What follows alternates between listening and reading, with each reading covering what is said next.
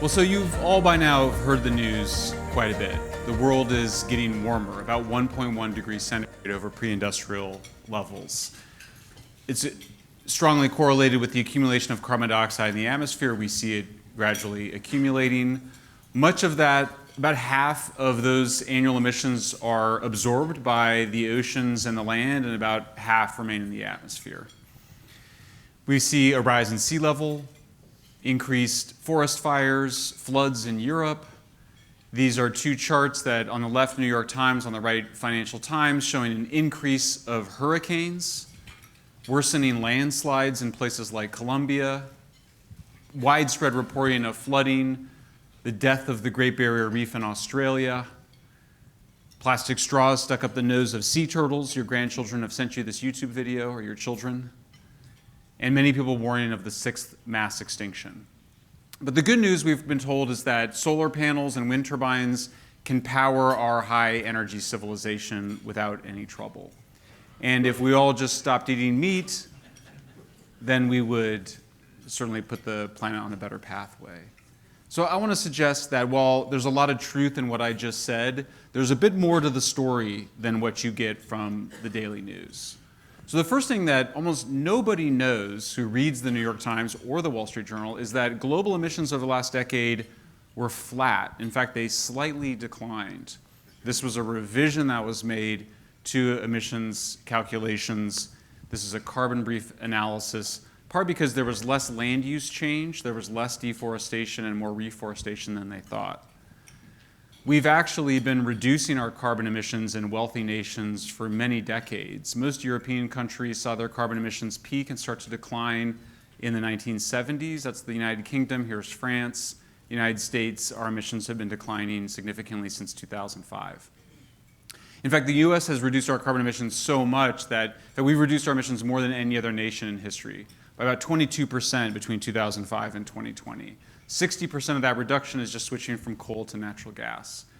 As far as natural disasters go, we've never been more resilient to them. Somewhere between 300 and 600 people in the United States every year die of natural disasters. About 8,000 around the world die from natural disasters every year, as compared to about 500,000 people that died from natural disasters 100 years ago, when there was less than a quarter as many people.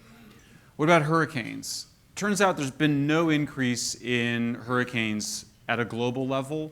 Landfalling hurricanes have actually slightly declined. I surprised the good US Senator from Rhode Island yesterday when I educated him about this fact, Sheldon Whitehouse. He's somebody that speaks in front of Congress almost every day about climate change. He's passionate about it and did not know that there had been no increase in landfalling hurricanes in the United States. A remarkable feat of disinformation, one might say. No increase in the cost of hurricanes, which may seem surprising, but all that means is that when you account for more harm and more wealth in harm's way, that explains the increased cost. So it's true when a hurricane rips through Miami Beach, there's more buildings and more damage, but when you account for the fact that there's a lot more buildings on Miami Beach than there was 100 years ago, that's what explains the difference in costs.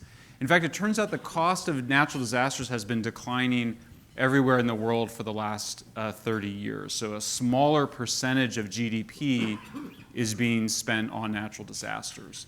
What about that landslides graph I just showed from Colombia? Surely poor countries are not able to adapt. Even that turned out not to be true. If you actually read the paper, what they say is that departments, meaning regions, with low income and high levels of corruption and inequality are associated with landslides. What that means is that the local politicians, instead of investing in the infrastructure, are stealing the money that should have gone into improving infrastructure. Hurricanes are predicted by the two leading scientific bodies, NOAA and IPCC, we're expected to get less of them, 25% reduction in hurricanes in the future with a 5% increase in intensity. And these two charts, which drove me absolutely bananas when the Financial Times, the New York Times irresponsibly produced them last fall, what did they do here? Well, the New York Times, as you can see, they started their hurricanes in 1980, which is coming out of a low period of hurricanes. So that slide I showed you where there's no increase took a century. Why would you not show the entire century's worth of data so that you can show an alarmist view of hurricanes. What did Financial Times do? Financial Times failed to correct for improved hurricane detection. As you might imagine, we're a lot better at detecting hurricanes now that we have satellites that can watch every single one of them rather than sitting offshore in Florida trying to guess whether there's a hurricane offshore. So we needed these data. The data on both cases was grossly manipulated. What about heat waves? We have had an increase of heat waves. If you start in 1960, the worst period for heat waves in the United States was the 1930s. I became obsessed with this issue a couple of summers ago when everybody said that it was hot because of climate change in California, and I read every New York Times article about heat waves. It's a fun thing to do if you've got a little spare time. And what was amazing is that there in the early 30s, people are just dropping dead in New York, in buildings and on the sidewalks, and people are dying all around them at much higher levels than they do today.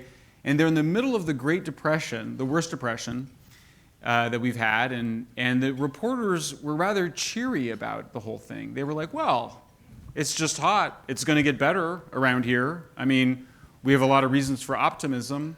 And then you would read the stories in the New York Times about heat waves in 2021, and it was the end of the world is coming. So clearly, the climate that's changed is the mental climate. Something has changed in the heads of New York Times reporters to make them hysterical, as opposed to 100 years ago, where they're in literally the worst economic straits, and the New York Times reporters had a kind of cheery optimism about them. It's one hint that there's something much more profound going on than a simple change to the climate.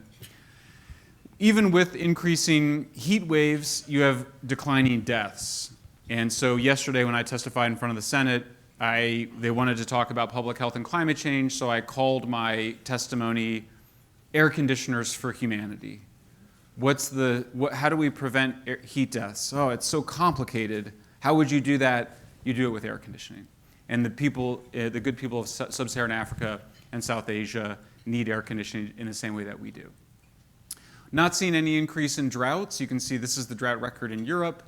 Flood deaths have actually been declining in Europe. One of my favorite aspects of Twitter is that when all the floods created a lot of flooding hysteria two summers ago, many Europeans would go around to their little old villages and take photographs of the buildings where they would mark the floods going back to the 1500s, the 1600s, and you would see much higher watermarks than you do today. So it turns out flooding has been around for a while and is essentially a function of, do you have good flood management systems? Nobody has bothered to tell Greta Thunberg that the reason they don't have floods in Sweden is because they have good flood management systems, whereas in South Asia, the places that she posts the little videos of flooding, they don't have flood management systems, in part because the World Bank stopped funding that in the 1960s, but we'll get to that in a minute. So we do see greater area flooded, but less damage. And the same thing is happening around the world. You go through every single country, the same process of as you get wealthier, you develop infrastructure and you start to redirect water away from your homes and your infrastructure.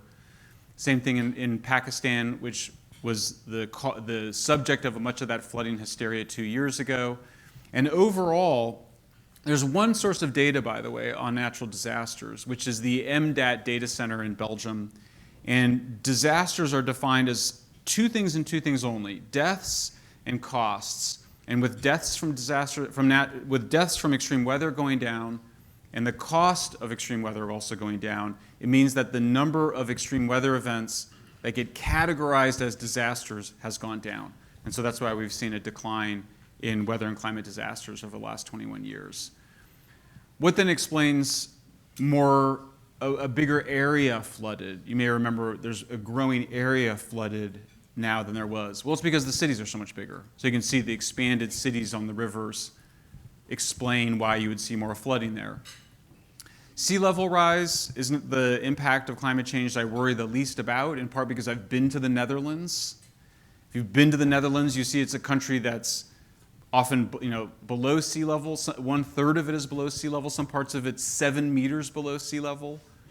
What about fires? We've actually seen a decline of the global area burned by 25% over the last 20 years. That's an area about the size of Texas.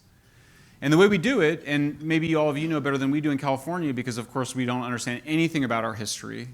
Yesterday, the senator from California started complaining about the asthma from our forest fires. Well, you can't have nostalgia for what California was like before Europeans arrived and complain about asthma, because when the European colonists arrived in California in the 19th century, there was smoke in the air. It was a smoky state because all of our old growth forests were constantly burning off that woody debris just from lightning strikes, just a natural process. So we are now reintroducing fire into our forest landscapes with a combination of prescribed burns. As you can see on the right, what you want is a low intensity fire that burns the woody debris. You don't want the high intensity fire that burns the crowns of the tree, because then you end up losing your forest and they turn into shrublands. And so we saw this put into effect 3 years ago. High intensity fire was burning the crowns of the trees of badly managed public lands, and then it arrived on private forest lands and it dropped to the ground and became a low intensity fire. What about the Great Barrier Reef? Well, people have asked me if I would speak a little bit about the censorship that occurs. I'm personally being censored on Facebook. Peter Ridd, who's one of the most important Great Barrier Reef scientists, attempted to post the scientific data, the data that everybody shares, on Facebook 2 years ago, showing that the coral reefs were rebounding. In fact, there was more coral than they discovered in years, censored by Facebook. They didn't want that information to get out there.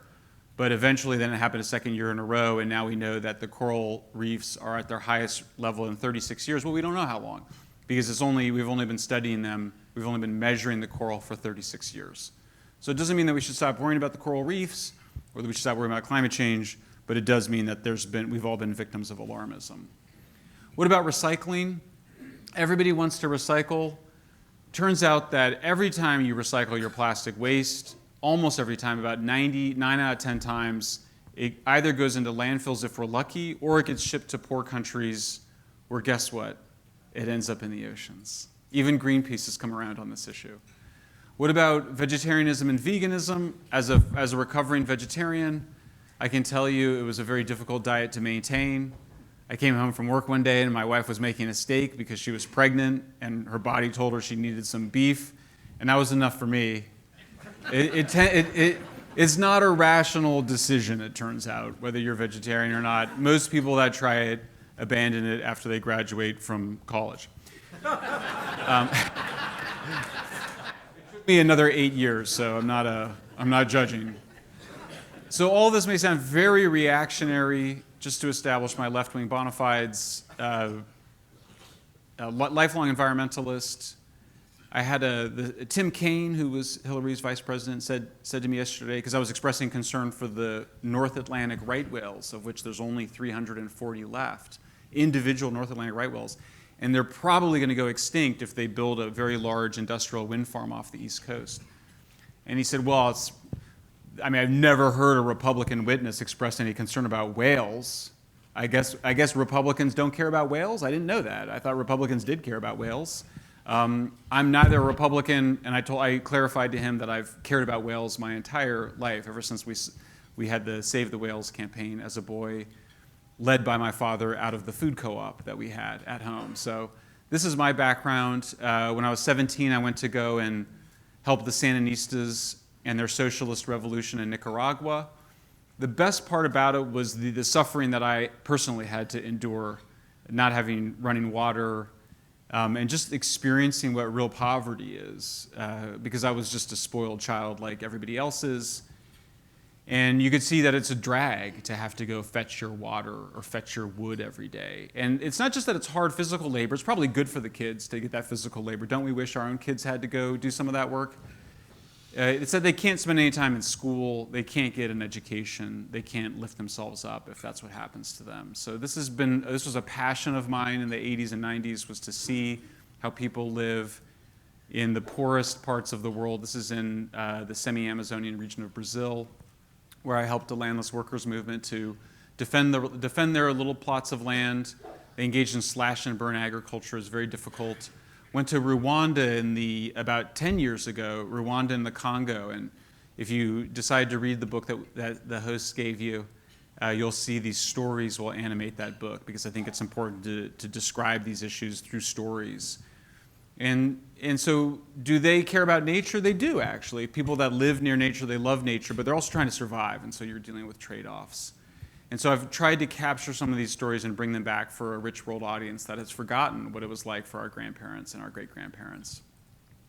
But I'm also a passionate advocate of nuclear power, and so I'm very excited still about this technology. It remains full of promise, full of unrealized promise, and all of that is captured in the book. The book actually started as a book about nuclear power, and it was rejected by every single publisher until I got to HarperCollins, and he said, I'm not going to publish that book about nuclear, but we'll do a book on the environment. So I snuck the book on nuclear inside of Apocalypse Never. It's sort of hidden. You know, like when you have to give your dog a pill, you sort of wrap, it's sugar-coated, the nuclear parts. So let's take a closer look at energy and progress. So mostly it's a story of massive success where we have way too much food, 25% food surpluses. I mean, it's absurd how much food there is in the world. All of that productivity has allowed for the less productive lands to return to grasslands and forests, to return to nature. This happens just on its own. So, and it's sad for the farmers who have to abandon their farms, like my mother's family had to in Indiana. But it allows for some return of the natural world, as we've seen in Europe, but we see the same thing. If you go to the Maine woods or to the Northeast, those forests have been able to return because Iowa farmers were so productive. Well, what about climate change? This is really the only chart you need. It's a little bit complicated to look at, but basically what it's showing here is that fertilizer, irrigation, tractors massively outweigh climate change as an effect on productivity. So what you see, this is just irrigated systems and rain-fed systems. What you see with the little black dots is what the increase in yields with technical change.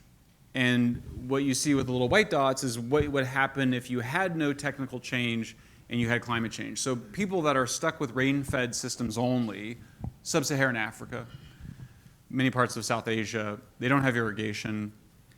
You can see they would be the most harmed. Irrigated systems much less so, but it doesn't matter. For everybody, including sub-Saharan Africa, tractors, irrigation, fertilizer is the key to improving yields. There's really no doubt about it, and yet we've gone through wave after wave of rather hysterical news media coverage fed by the United Nations Intergovernmental Panel on Climate Change, when really the United Nations Food and Agriculture Organization clarified what's really at stake with this simple chart. What about the pollution effects of nitrogen? There are real pollution effects of nitrogen. We should be worried about that. And Netherlands is a country I'm very close to, and they've made enormous progress. It's, I guess everyone's finished eating. It's mostly an issue of managing manure. That's kind of all it is. Just move the solids away before the nitrogen goes into the natural environment. It's not that complicated. There was a relationship between the government and farmers to sort of help each other. It wasn't very heavy-handed, really starting in the early 2000s, and they were able to reduce nitrogen. So this big push to now clamp down on nitrogen has many Dutch farmers wondering, is something else going on here? Why the heavy-handedness when we've made so much progress to date? What about nuclear power? I want to show this as illustrative, how essential it is. In California, which we tout ourselves as a climate leader, we were actually getting more of our electricity from zero carbon sources in the year 2011. You can kind of barely see it there in the middle, about 100,000 gigawatt hours that year. We then shut down a nuclear plant and had a drought, which meant less hydroelectricity. And last year, 10 years later, you had about 10% less electricity from zero carbon sources than you did 10 years earlier, despite all the solar we've done, despite all the wind that we've done. Same story in a place like Indian Point, New York. They shut this nuclear plant down thanks to the advocacy of Congressperson Alexandria Ocasio-Cortez, who says the world's going to end in 10 years, but we should still burn more fossil fuels to replace this nuclear plant. And we can see as soon as the nuclear plants go down, the coal and gas plants ramp up. Same thing just happened in Germany about a week ago. So even in Germany, where you had huge amounts of renewables, even before the latest crisis, they had started to reach the limits of what they can do with wind and solar. They just have so much already on the grid. So one of the curious questions then is, if solar panels and wind turbines are becoming so much cheaper, if they produce electricity for so much less, why then do electricity prices rise everywhere they're deployed at scale? Now, you might think Texas is different, by the way, but you all now know, thanks to what's occurred here, that you ended up paying the piper a little bit later than other people in terms of needing to harden your grid. But you can see on the left the declining cost of solar panel and wind energy and the rising cost of electricity. Turns out that one of the big problems is you just have to add so much more transmission. So we point out that if you want to replace Diablo Canyon nuclear plant in California, you need to build 18 solar farms, which means 18 times more transmission. There's currently 8,000 solar and wind and battery projects in the United States right now that are not hooked up to the grid, simply because of all the problems and challenges, regulatory and physical, of adding all that transmission. And so you can see this was all brilliantly predicted by a German economist about 10 years ago, who found that the more wind and solar you add to the grid, the less value it has, mostly because you're just adding redundant energy that you can't take advantage of. And so California has to pay Arizona to take our excess solar electricity on sunny, low energy days, and then we have to pay the cost of importing all that energy on a high energy, cloudy day. And so that's why we've seen our electricity prices rise so dramatically, 7 times more than they did in the rest of the United States. What about batteries? As you all know, about $750 billion just to back up the US electrical grid for 4 hours. And this is, for me, and this is the heart of Apocalypse Never, I think one of the simplest ways to think about energy, which is that it's really about energy return on energy invested at a physical level. How much energy do you get out of using a particular fuel? And what you see is that nuclear, hydro, coal all produce significantly more energy return on energy invested than the society needs, and that solar, biomass, wind, and solar, particularly when you account for the need for backup, produce far less than the society needs for energy. Now, is the reason for solar's incredibly declining costs that they become more efficient? In other words, are the panels converting sunlight more efficiently into electricity? They're not much, about 3% improvement over the last decade, according to NREL. The big event in terms of lowering costs is just moving the solar panels to China. When you don't have to pay for the labor, it turns out to be much cheaper to produce solar panels. I've now testified 9 times in front of Congress. I don't care if you're Democrat or Republican, we should not be importing solar panels made by people in concentration camps. That should not be a controversial thing, and yet it's happening. Call them solar genocide panels. What about solar waste? Everyone says, what about nuclear waste? And I was like so tired of answering the question about nuclear waste, because I think it's the best kind of waste. I started asking, what about solar waste? I was viciously attacked over this when we published the study showing that there's 300 times more solar waste than nuclear waste. Everyone said, well, recycle it. There is no real recycling of solar panels. The reason is it's just much cheaper to get the raw silicon than it is to try to pull apart these very complicated panels. So we compost them in California. I'm just joking, we don't do that. There's no way. No, we rip them off of the roof and then throw them into a cardboard box on the driveway. That's how it works. And then they instantly become hazardous waste as soon as you do that because of the lead and the other toxic minerals inside the solar panels. Harvard Business Review happily came out and confirmed much of what we were saying. If you actually accounted for the externalized waste, the cost of electricity from solar would be 4 times higher than it is today. So how do we think about this at bottom? What's the essence of energy? It's that energy saves nature. Energy is a substitute for nature. So the earlier environmentalism, which imagined that we should reduce consumption of all resources, turned out to be half wrong. It's right that we should seek to reduce material throughput, but energy is often a way to do that. So what you see here is energy allows for high GDP. This is one thing over 20 years, one thing we've been able to, I think, mostly get rid of is the idea that it's possible to have a wealthy, low energy society. It's not. You can see that Germans at the very top there have been able to reduce per capita energy consumption some, but certainly not going down to Vietnam or Indian levels. Similarly, there is no high energy poor country. So this is the picture we should have. Your smartphone, I mean, think of all the things it's replaced. The newspapers. I mean, whole forests were destroyed from my personal reading habit in the 1990s. Or think about, my favorite example is, remember the stereo, I think most of you are old enough to remember stereo console systems? Remember these crazy machines? You'd stack them, like they'd be like that big, and it was like full of heavy metals. Like you got cancer just looking at it. And in Berkeley, what we do is when we need to upgrade that, you would take the old console system, the old stereo system, you put it on the curb, and you put a sign that says free on it.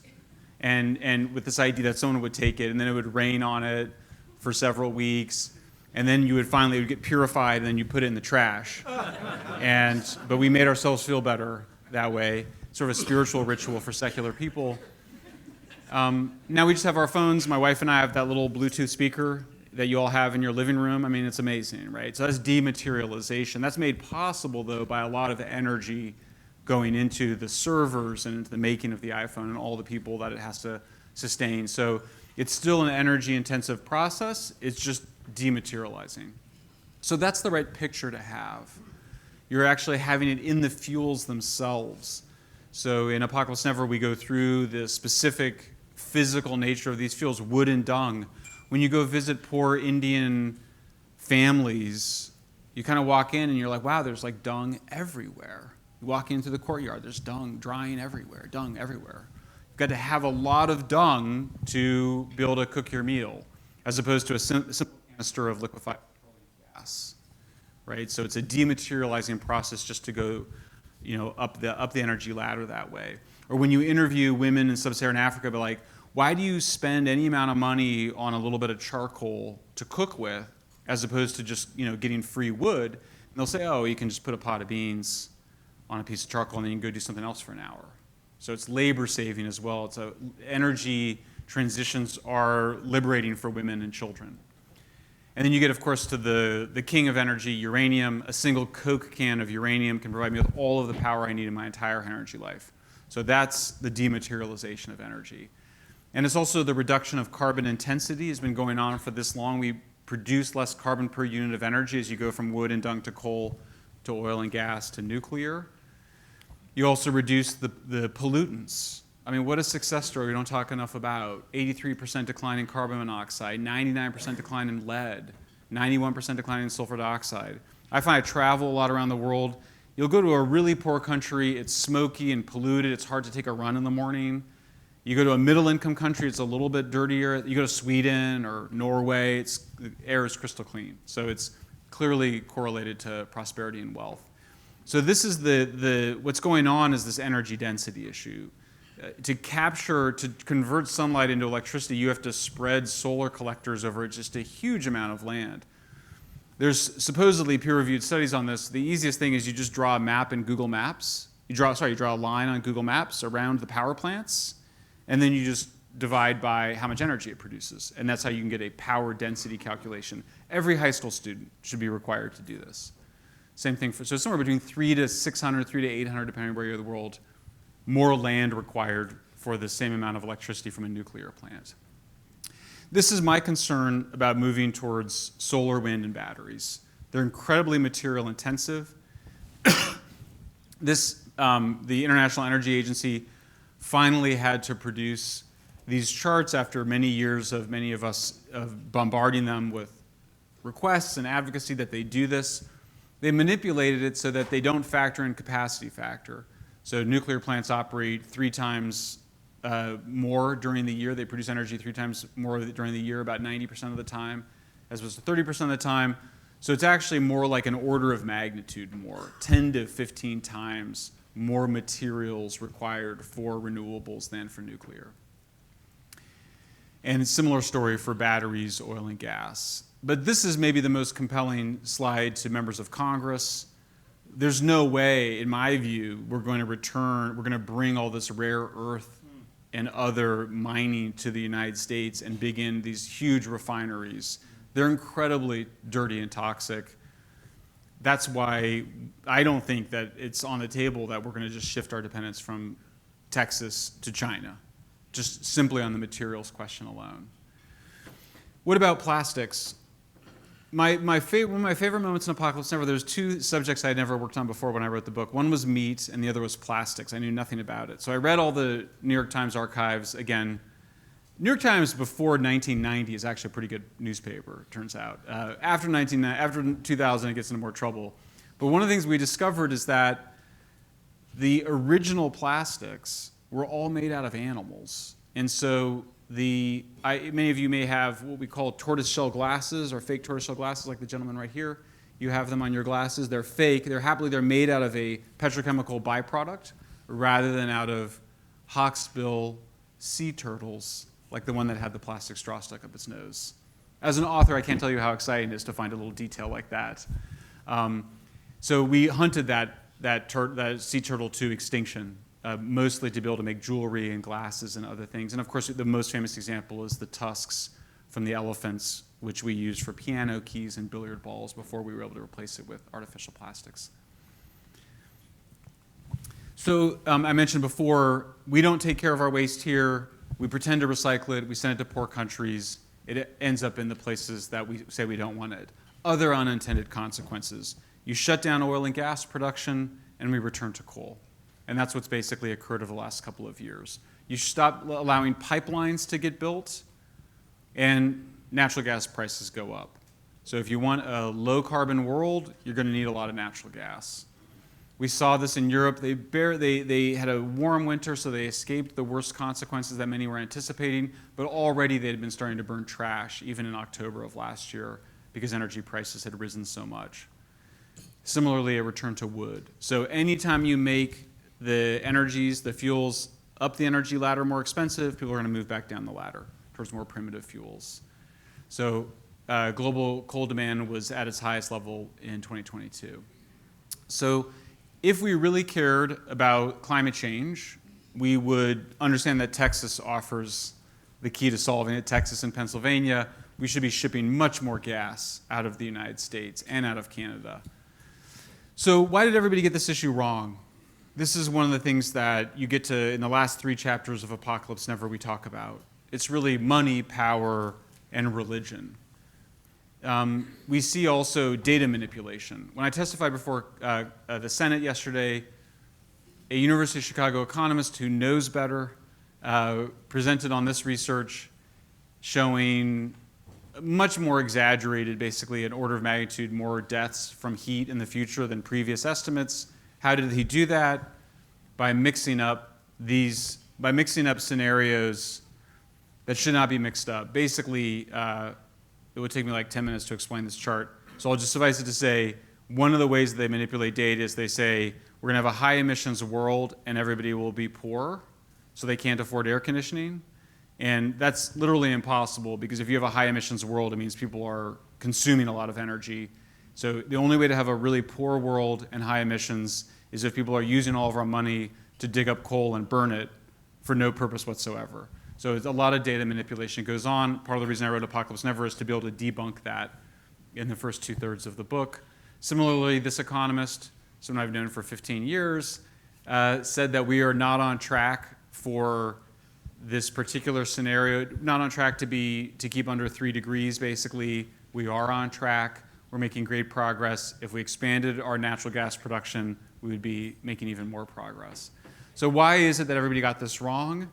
For the news media, and I say this as a journalist, a so-called journalist, the fear sells. It's much more exciting to tell people that the world is coming to an end, that everything's fine, and go back to your business. This was an article that was published by Associated Press in 1989, the year I graduated from high school. It's part of the reason I became a climate alarmist. I think that once you abandon traditional religion, you want some other way to think about the world to make you feel better about yourself and about your own mortality. And so we see this harmony myth start to come in and become very prominent in Western societies. There's obviously just a sense of power that, particularly I see it in Europe, where Europe used to rule Africa. And now Africans can decide their own future. But you constantly are seeing celebrities and something about the royalty. It's always like the former royalties of Europe that want to go and tell Africa that they can't use fossil fuels and they really need to just use solar panels and batteries. So there's a lot of power here. there's nihilism. When people stop believing in traditional religions, there's a lot of anxiety that's created for people psychologically.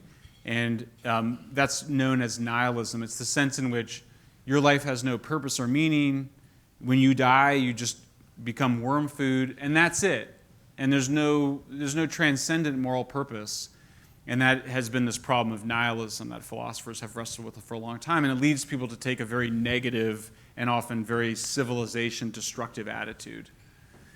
A lot of the dysfunctions that we see in our society is a rise of what psychologists call cluster B personality disorders, which are psychopathy, narcissism, borderline personality disorder, and histrionics, which used to be called hysteria. So these kids that are like, you're destroying my future.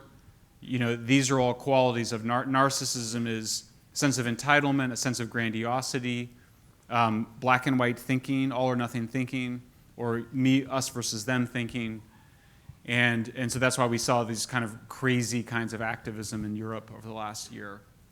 The alternative is the gospel of abundance. It's that all humans deserve to be lifted out of poverty. All humans deserve to use better fuels. It's really, it might seem corny, but to see particularly some of the poorest women in the world get access to LPG for the first time and know that they're never going to have to go back to fanning a fire to cook for themselves. There's still 2 billion people in the world that need to be liberated from wood and dung. So imagine that as your life's mission, helping to lift those people up. We see what happens when you don't have abundant fertilizer. We have a big lesson from Sri Lanka. It brought down the whole government. The whole government fell because they instituted an absolutely bonkers ban on fertilizer. I think nuclear power remains such a source of promise. It's once you get beyond your phobias about it, it's still an extremely exciting technology and has a long ways to go, and we've been able to build a movement around saving it. And the result is that since Republicans were already on the right side, we didn't change Republicans much, but we can see Democrats have come around to nuclear very significantly. Yesterday in the hearing, the Democrats were flying all over themselves to emphasize to me that they cared about nuclear. So gas for the world, you can see we're already doing a lot of it. LNG exports, we need to do a lot more of it. I would love to see the Texan oil and gas community become much more evangelical about this. Go to South Asia, go to Sub-Saharan Africa, help make little selfie videos with your kids and your grandkids about, because I think it gives a lot of hope to see that it's not only a way to lift people out of poverty, it's also a way to reduce carbon emissions. So this is EQT out of Pennsylvania. They've done some of the best slides on this. And the Canadians, too, have an important role to play. I mean, there's no reason there should ever be a shortage of natural gas. Thank you very much.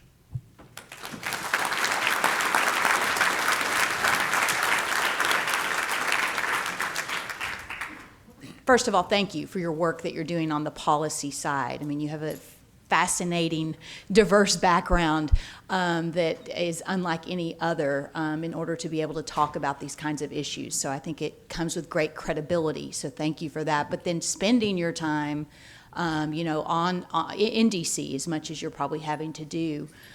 What do you see as the biggest challenge when you're talking to someone like the senator you were talking to yesterday that just had misinformation in part of their presentation? How do you go about debunking that?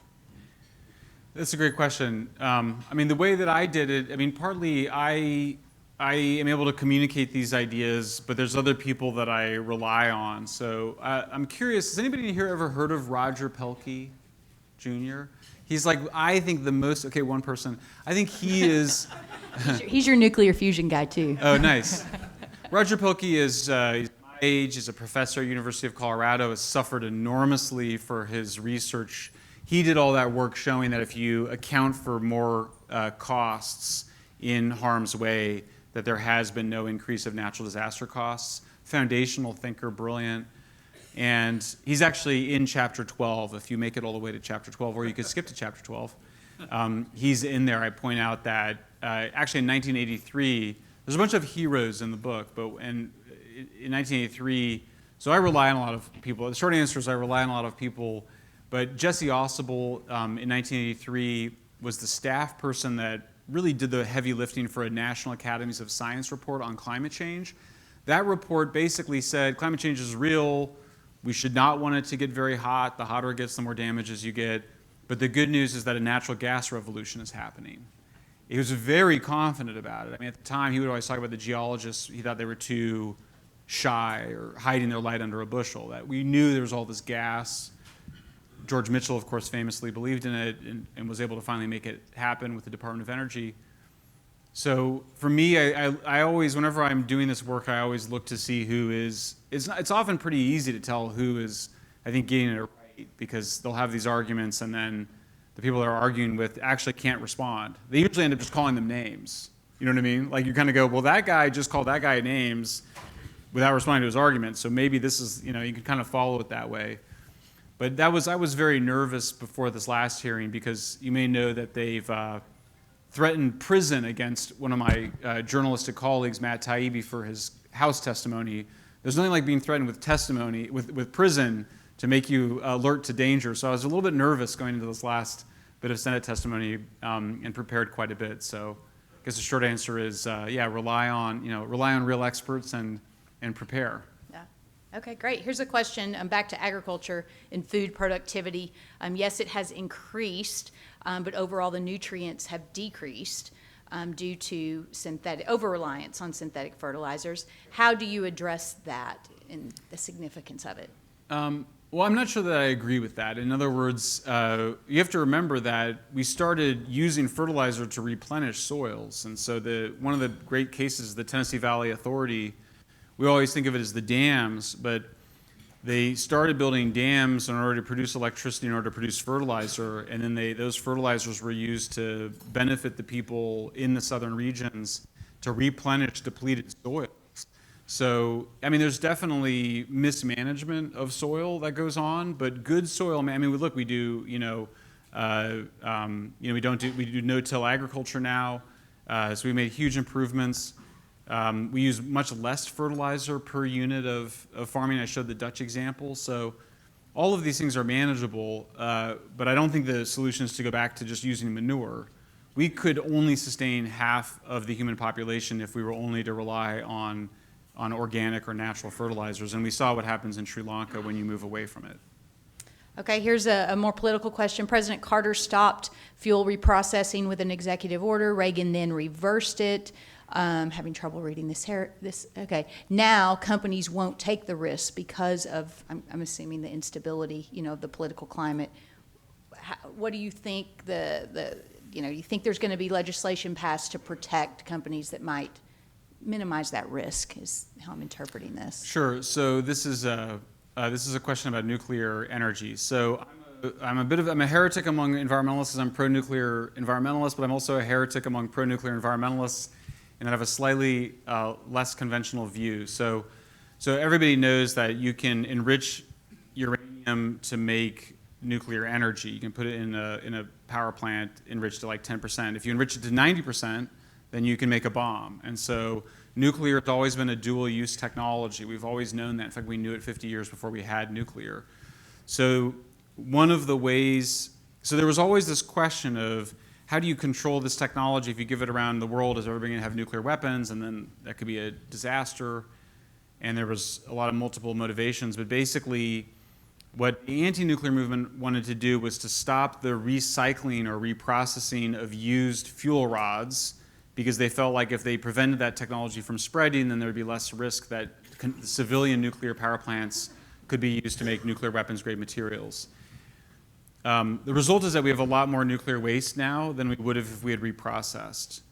I think that's okay because there's plenty of uranium and the amount of nuclear waste is so small.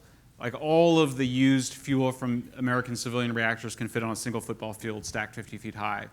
For me, the way we manage nuclear waste is good the way we do it now. I don't see any reason to dig a big hole in Nevada and bury it underground. There's always been this idea, like I like being a newcomer to a field and not a technical specialist, and I would interview people in the nuclear industry, and I would say, well, why do you want to bury the nuclear waste? Like, what's the problem with it being above ground? If you go to a nuclear plant, you can see there's these big canisters, like 12 feet tall. They're cement and steel, and there's the used waste, the used fuel rods, which are solid metal fuel rods. I used to think it was liquid and green because I got my information from The Simpsons. Like many people, but now you sort of kind of go, you look at them and you kind of go, well, they seem fine. I mean, it's nothing's happening. Has it ever killed anybody? The use? No, nobody's ever died from it. Can I go and touch it? Yeah, you can touch it. You hold the dosimeter next to it, and there's no. So why do you want to move it from 62 nuclear power sites to a big hole in the Nevada desert? And I would ask people that, and they would say, because you got to move the nuclear, we got to move the waste, you got to bury it. And I was like, okay, well, so why? Because you have to do it. It was like a kind of tautology in the nuclear industry. And I realized that it really was explained because there was a lot of fear-mongering about the waste by anti-nuclear opponents. And engineers want a technical solution to public fears. Oh, okay, well then we'll bury it underground, but it doesn't. You get no safety benefits from burying it underground. So for me, I don't really think you need to recycle the nuclear waste. I think it just makes people scared that the technology could result in more nuclear weapons. I don't think you need to bury it. I think it's great where it's at. You know, if you take Environmental Studies 101, what you want from an environmental point of view is to produce all of your energy and food and water with zero pollution and all of the waste byproduct at the site of production. That's what today's nuclear power plants do. So for me, today's nuclear power plants are the solution. They are the future. It's already here. It's just not distributed enough. We don't have enough of it. So I don't see the need for reprocessing. I support the research into it, but I don't think it's as a nuclear advocate, I don't see it as a priority. Okay, final question. Should I give my recycling bin back to the city of Fort Worth? I think you'll be arrested if you do that, so probably not. No, I mean, I still feel slightly guilty every time I throw my plastic waste in the trash, but that is truly where it belongs. We have incinerators and landfill that contains the waste. If you recycle it, there's a risk that you're corrupt, and sorry, they're mostly corrupt.